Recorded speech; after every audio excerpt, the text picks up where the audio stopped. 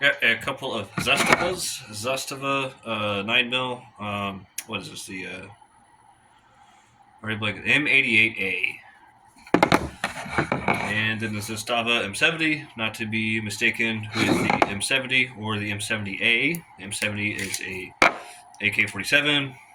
The M70A is a 9 mil, which I got. I might do a later video on it. And then this is just the M70 pistol. It's chambered in 32 ACP. I think it's a sweet little round. Not the best for self-defense, but it is better than nothing. Little magazine right here. These things you can usually get for about $275. I got mine off of AIM Surplus. We had a tough time getting it to function because whoever had it beforehand, I guess, disassembled the firing pin, and there was a piece of cotton all caked up in cosmoline. This whole thing was caked in cosmoline. It's running smooth now, but I don't know if you can see. But you might. It's right here on the ribs. There's still some dirt and grime left over. I mean, you can still grab it, no problem. Still grab it, no problem. I think this is a great collector's piece. It's a fun little gun to bring to the range, and I would even recommend this for first-time shooters. I mean, it's got some cons for sure, but with it being so heavy, it's about the size of a Glock 26, maybe just a little bit longer on the handle side. Recoil is like nothing with how heavy the pistol is. Some cons would be magazine availability. Magazine availability. I had to grab another magazine. It's in my locker. $80. So basically, if you bought 3 magazines, you could buy a whole other pistol that comes with a magazine. So you weigh out which one you'd rather do. Got a frame-mounted safety right here. Actuated on and off. They come like this to get shipped over here from overseas, so they gotta add safeties to them on the side. I think it's BS, but this M88 does not have one. Funnily enough, even though pretty sure it came from the same area. I don't know if somebody was slacking that day. And then another downside to these guns is the trigger. Although the trigger is very short trigger. The trigger wall takes about 7 pounds of pressure to magazine disconnect. Trigger's not too bad. This one is better than the M88A for sure. But I would recommend this to a new shooter for sure. You know, if they were on a budget, if they're kind of scared of firearms in general, and they just think that they'll never really use it, but they still just want to have one around. You know, it's just so heavy. You're never gonna shoot it. Don't have to really worry about 32 ammo.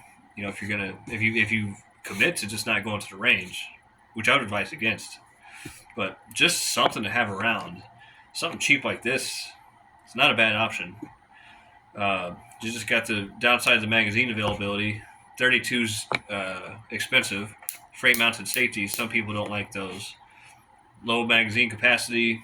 There's definitely some cons to this gun, but if you're on a budget, if you don't really see yourself shooting, you only see yourself using it in an emergency situation, not a bad way to go. Just keep it oiled up and it should be fine. I don't know if you can see it or not. I put a little dab of orange on that sight. I can't see where the camera's at, so I'm going to move it side to side. See if you can make it spot it. Definitely helps with picking up on the target. It's pretty accurate out to 30 or so feet. I never really took it far back. Like the range I go to, as far as back 75 feet, I never really took it that far. Just 30 feet, and I'm still hitting in torso-sized target, no problem. Getting used to the trigger is one thing. I think this one's kind of broken in a little bit because it is a lot smoother than say a company like this. This is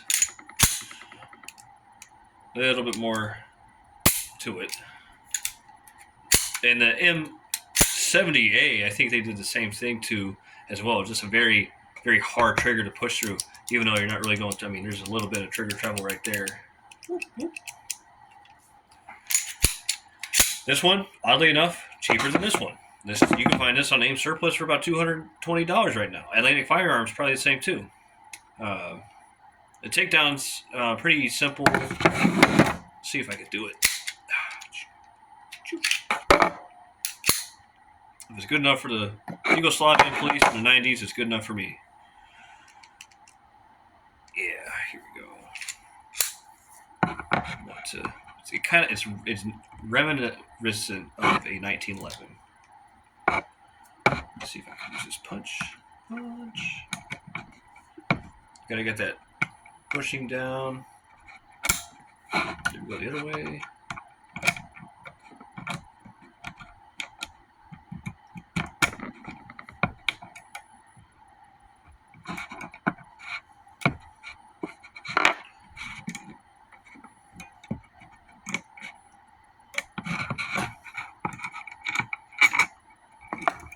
Whoop. Gotta get this bad boy out.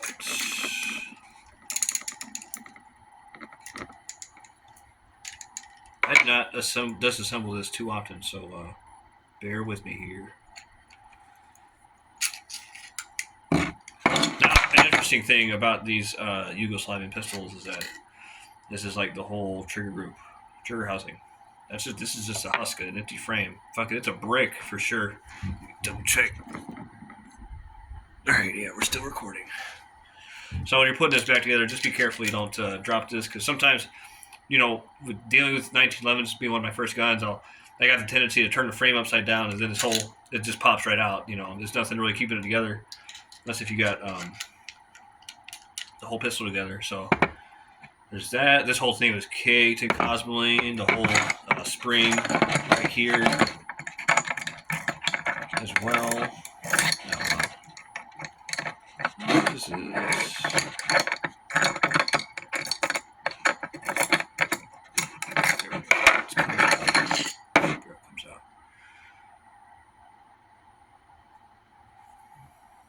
The only time I've ever had issues with this gun is not jammed. I probably put 100 rounds of 32 in it, which is impressive considering, to me, it's like $35 for a box of it. $30 to $35.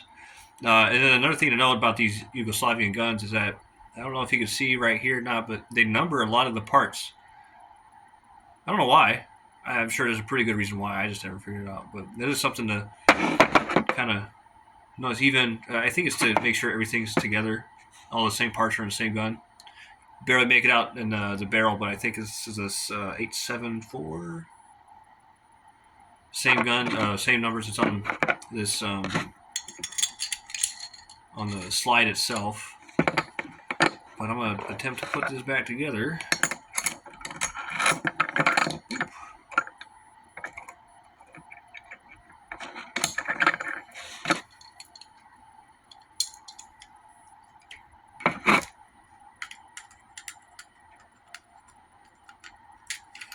I will take this to the range soon as a little follow-up video, so y'all can see more about how great this gun is.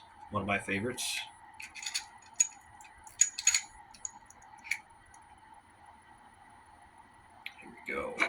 Here we go.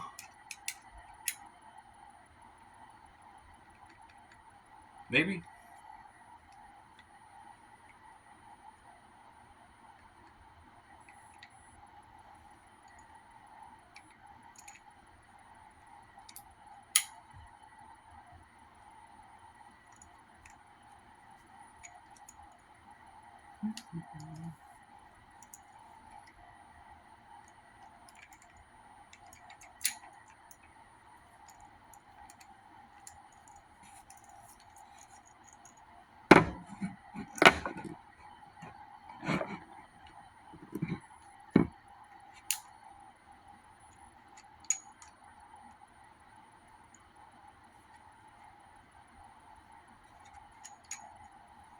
Maybe I'll get this in first.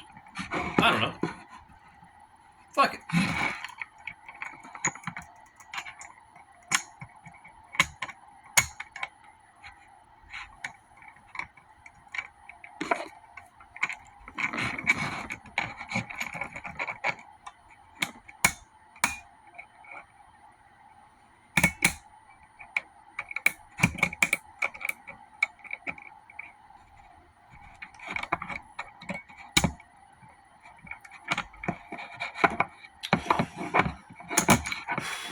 not going to edit this out. I should absolutely edit this out. I'm not going to do it. Unless if I hurt myself, I will edit it out. We'll find out here in a second. Alright, what am I missing here? What are we doing?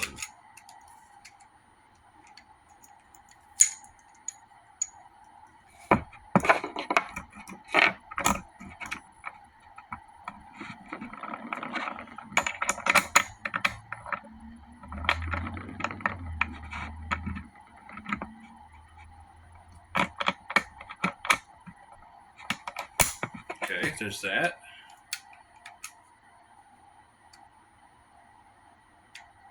There's got to be something with this.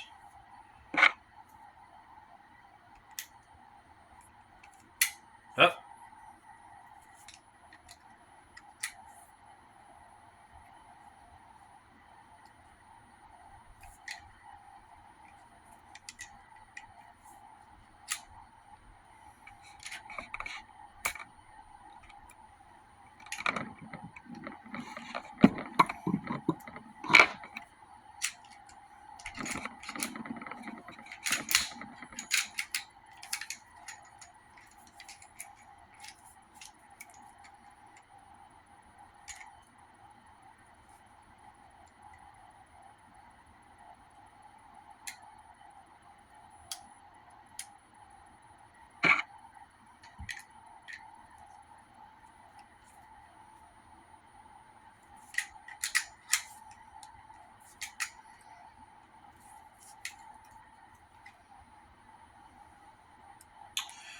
Damn.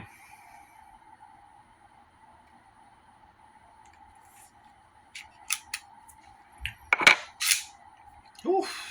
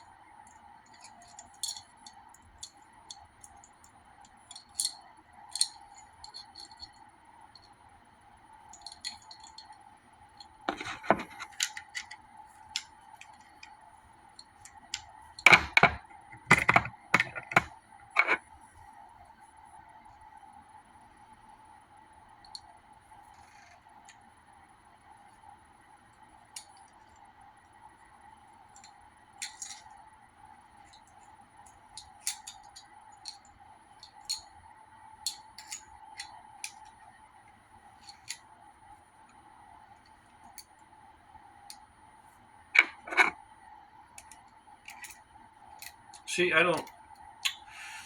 You know, sometimes I don't think I really know myself.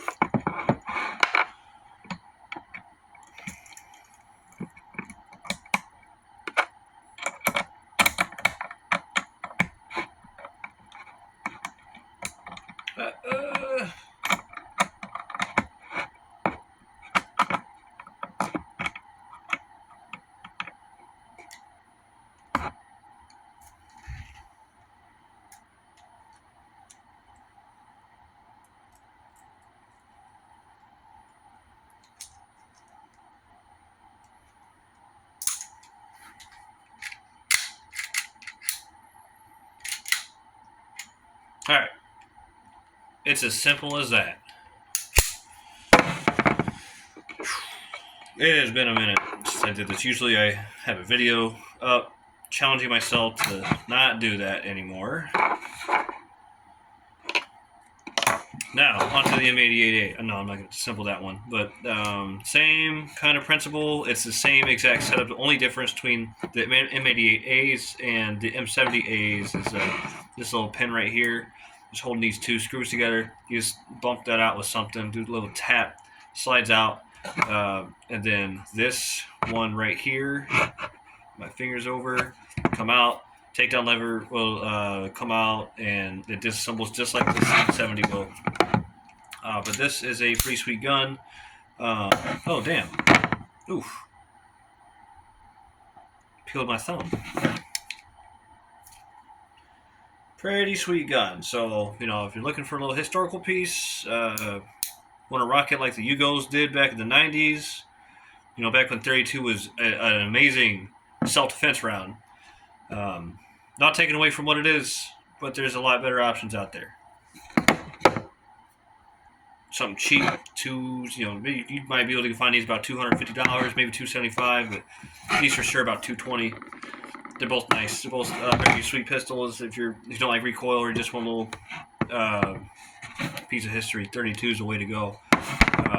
Full, you know, full frame, not full frame, full steel frame pistol.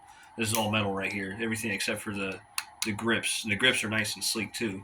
So I don't feel like it's going to slide out of my hands or anything. It's just aggressive enough to actually grip onto.